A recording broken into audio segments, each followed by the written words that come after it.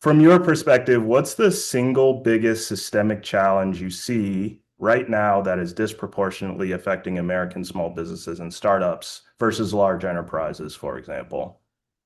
I mean, for lack of originality, I would say the policy volatility, that environment that we're in. And I wrote a piece about this earlier this year, and it really boils down to small businesses simply do not have the same, level and depth of resources that large businesses have. And that's just, large businesses have big balance sheets. They have an easier time with access to capital. They usually have cheaper access to capital, all of the things.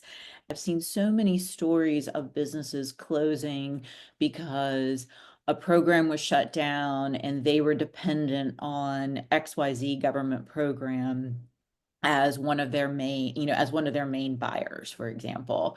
And so it's not original, but that policy volatility, tariff and otherwise, and that it's a big systemic issue, and we don't have an easy measure for it. Once upon a time, the stock market kind of could have been a good measure for that volatility, but we really have a disconnect between the stock market and what I kind of think of as the real everyday economy. So I think that's the biggest issue that, every small business and, local and community, community leader is facing right now.